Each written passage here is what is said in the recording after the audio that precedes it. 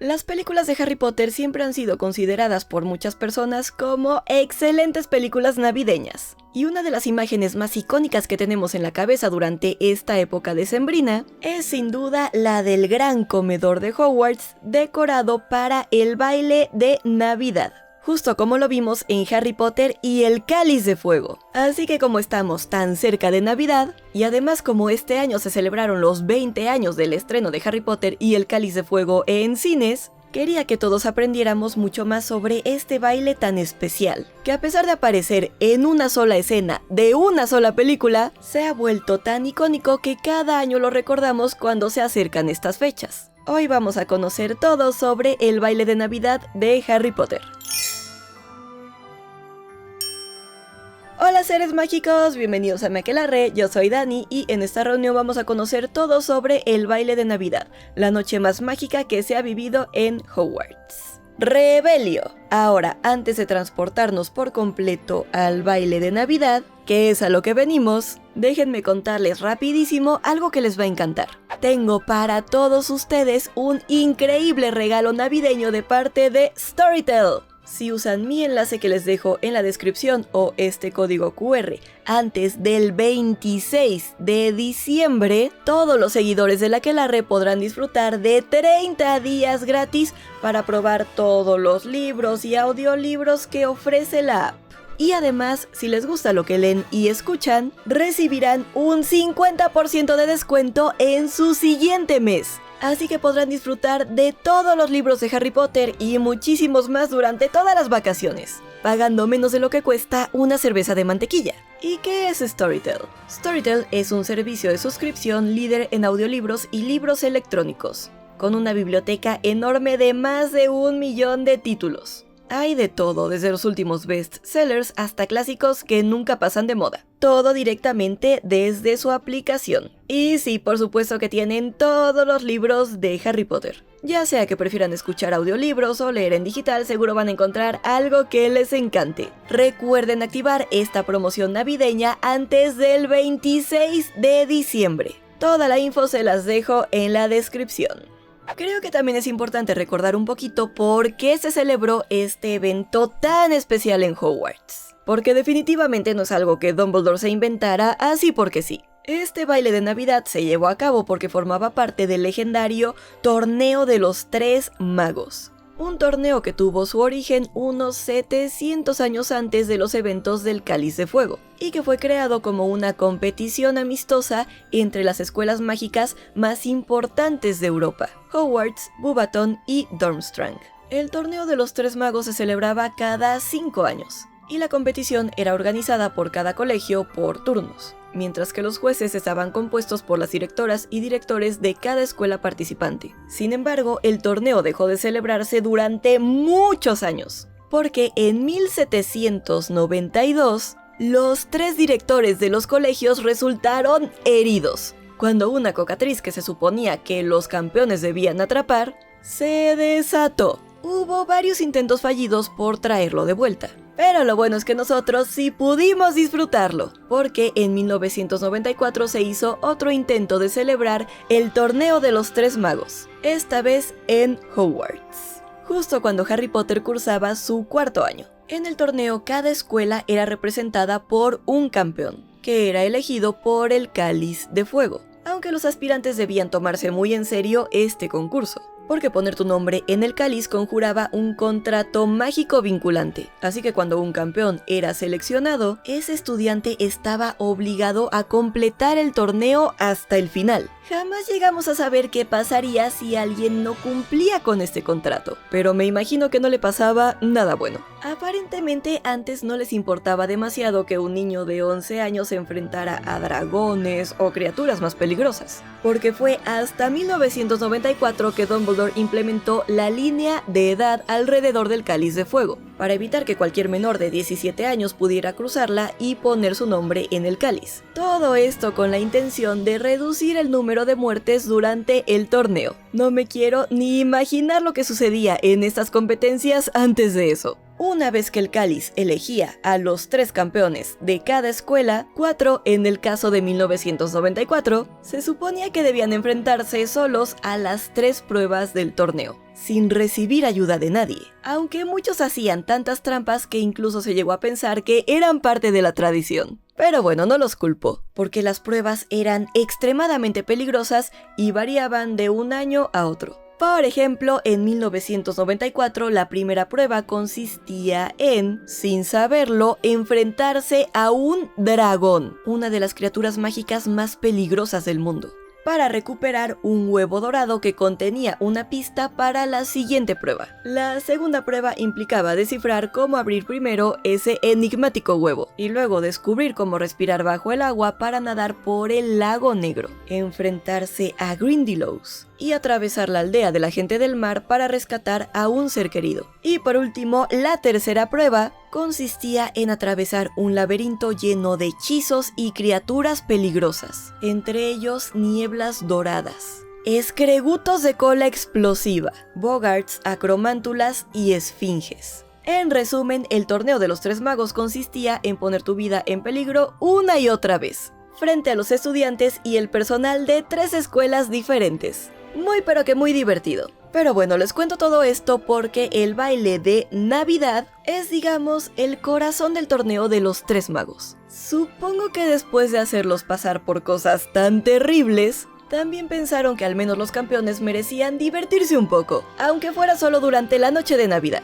Por eso, una de las tradiciones más importantes del torneo de los 3 magos era justamente el baile de Navidad, que se celebraba el 25 de diciembre, de las 8 de la noche a la medianoche, después de la primera prueba y antes de la segunda. Este baile le daba la oportunidad a los campeones de relajarse por unas horas, y también permitía que todos los estudiantes de las 3 escuelas participantes, que ahora convivían en una misma escuela, pudieran socializar y conocerse mejor. Todo sin tener que estar viendo a niños arriesgando su vida frente a dragones, claro. También creo que es muy importante detenernos un poco en el nombre del baile de Navidad. Ya hemos hablado antes en el canal sobre por qué las brujas y magos celebran la Navidad. Les dejo ese video en la tarjeta y también en la descripción por si se lo perdieron. Pero en este caso quiero enfocarme un poco más en el nombre original del evento. En inglés, el baile de Navidad se llama Yule Ball, no Christmas Ball. Y es ahí donde la cosa comienza a ponerse un poquito más interesante. En español tenemos una gran desventaja al intentar entender la palabra Yule, porque los diccionarios suelen traducirla simplemente como Pascuas o Navidad.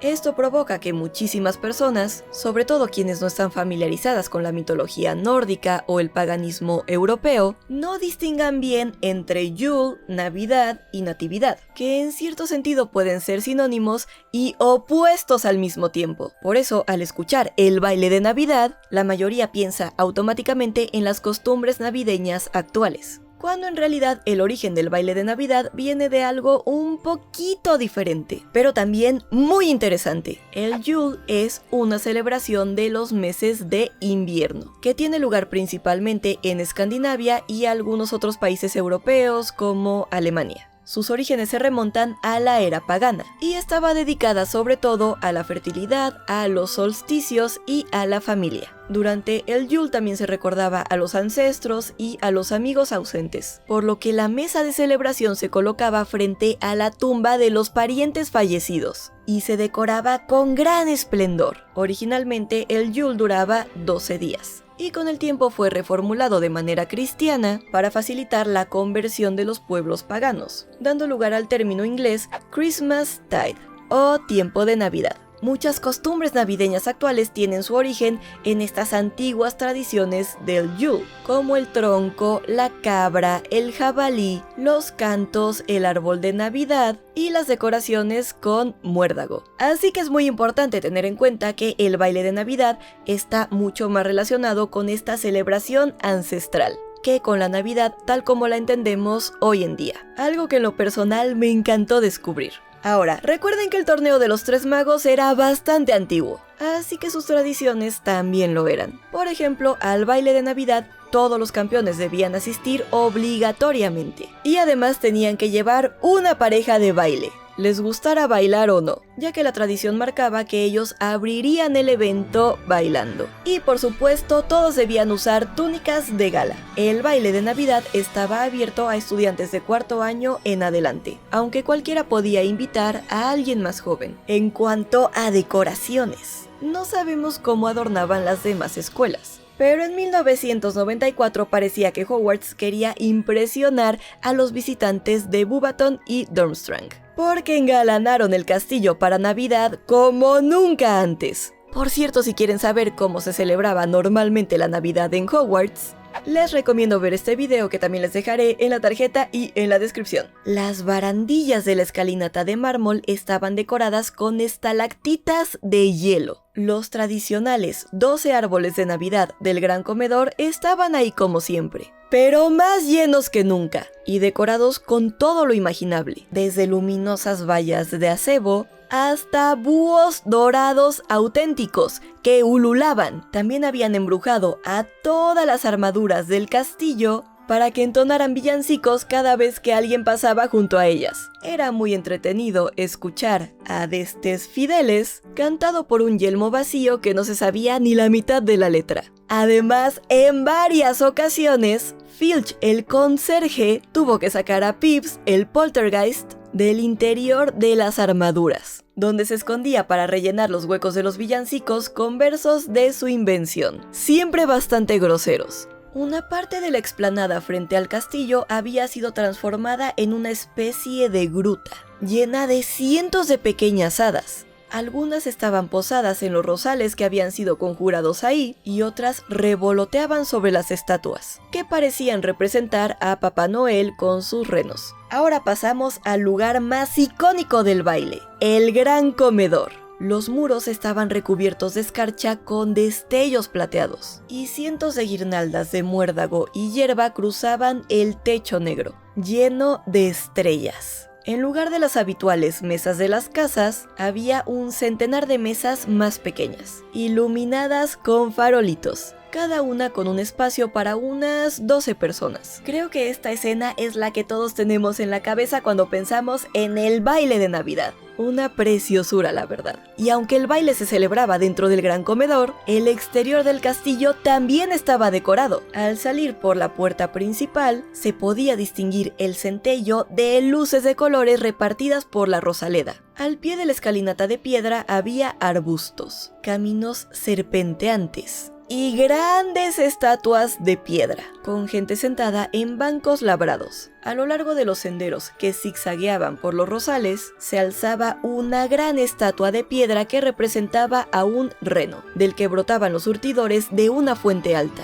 Todo estaba listo para comenzar la celebración. Desde una hora antes ya había estudiantes expectantes esperando para entrar al gran comedor. Y a las 8 en punto empezó el banquete navideño. Pero como las habituales mesas de las casas no estaban, tampoco se encontraban en ellas la clásica cena de Navidad. En lugar de comida, sobre los brillantes platos de oro había una carta. Como no había camareros, nadie sabía muy bien qué hacer, hasta que Dumbledore, después de observar su menú con detenimiento, le dijo muy claramente al plato: ¡chuletas de cerdo! En ese momento las chuletas aparecieron frente a él, y todos captaron la idea, así que empezaron a pedir los platos que deseaban. Y como todos iban vestidos de gala para la ocasión, creo que vale la pena hacer un repaso por las túnicas que llevaban, sobre todo porque varias son muy diferentes a las que vimos en la película. La túnica de Harry Potter era bastante sencilla, muy parecida a la del uniforme escolar, solo que en verde botella en lugar de negro. La de Ron Weasley, en cambio, definitivamente era la más rara y extravagante. Parecía más un vestido que una túnica larga. Estaba hecha de terciopelo granate y tenía un volante de encaje con aspecto mohoso en el cuello y puños de encaje a juego. Ron utilizó un encantamiento seccionador para deshacerse de los encajes,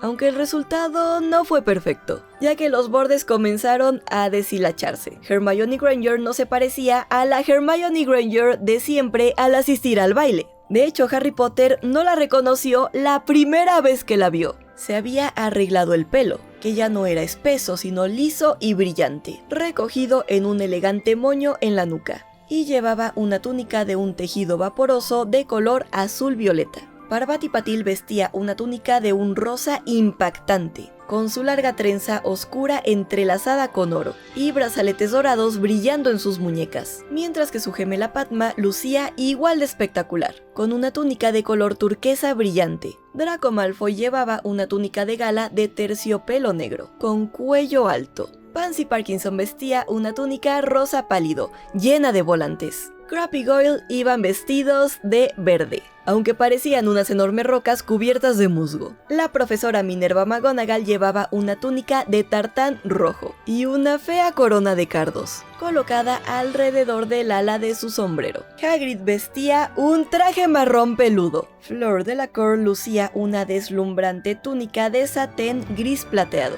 mientras que Madame Maxime llevaba un vestido de seda color lavanda. Ludo Bagman vestía una túnica púrpura brillante, con grandes estrellas amarillas. Y Percy Weasley llevaba una reluciente túnica azul marino. En conclusión, algunos iban muy elegantes y otros digamos que iban un poco extravagantes. Pero lo importante era pasárselo bien, y claro que lo hicieron. Cuando acabó el banquete, Dumbledore se levantó y le pidió a los alumnos que hicieran lo mismo. Entonces hizo que las mesas se alinearan contra los muros, dejando el suelo completamente despejado, y después hizo aparecer por encantamiento, a lo largo del muro derecho, un escenario. Sobre él aparecieron una batería, varias guitarras, un laúd, un violonchelo y algunas gaitas. Las brujas de Macbeth subieron entonces al escenario entre aplausos entusiastas. Este grupo era muy popular en el mundo mágico, y sus 8 integrantes, todos melenudos, vestían de manera muy moderna, con túnicas negras llenas de desgarrones y aberturas. Comenzaron tocando una melodía lenta y triste,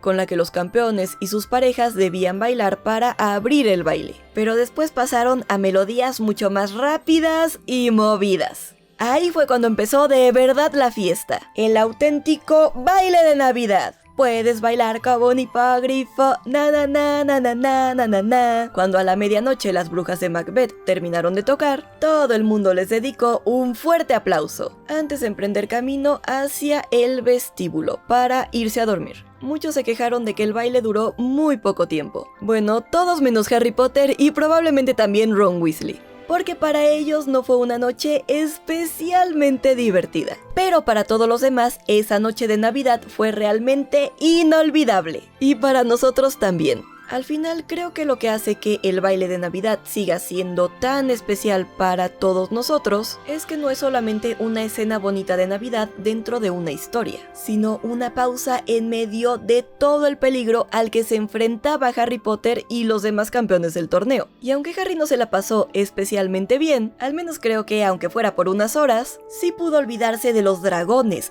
el lago negro y el laberinto mortal, y disfrutar de ser un adolescente común y corriente, como sus demás compañeros, aunque fuera por esa noche. Creo que por eso para nosotros es tan inolvidable. Además, al recordar todas esas decoraciones tan impresionantes y las elegantes túnicas de gala, siempre terminamos regresando a esta escena cada Navidad, porque ya se convirtió en parte de nuestras propias tradiciones decembrinas. Así que ya sea que estén viendo este video rodeados de luces navideñas, con una rica taza de cerveza de mantequilla, o simplemente con ganas de revivir un poco de nostalgia, espero que este recorrido por el baile de Navidad les haya ayudado a verlo con otros ojos, y a apreciarlo todavía más. Porque hay unas escenas que solo duran unos pocos minutos en pantalla, pero que se quedan con nosotros para siempre, y sin duda el baile de Navidad es una de ellas. También espero que este video les haya ayudado a sentir un poquito más de magia navideña en el aire. Les deseo una muy feliz Navidad.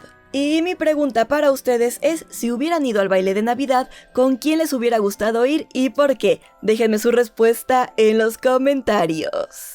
También recuerden activar su prueba gratis de Storytel antes del 26 de diciembre, con el enlace que les dejo en la descripción o este código QR. Así podrán disfrutar de todos los libros de Harry Potter totalmente gratis. Y muchísimos libros más por 30 días, más un mes con 50% de descuento. No dejen pasar esta increíble promoción navideña. Y si les gustó este video, denle un like gigante, suscríbanse a mi canal, prendan la campanita y síganme en mis redes sociales. También ya pueden apoyar mucho más al canal convirtiéndose en miembros en el botón de unirse o con una propina dando clic en el botón de corazón. Y si quieren descubrir más sobre la Navidad en Harry Potter, pueden dar clic aquí. Y recuerden, están tan cuerdos como yo. Finite.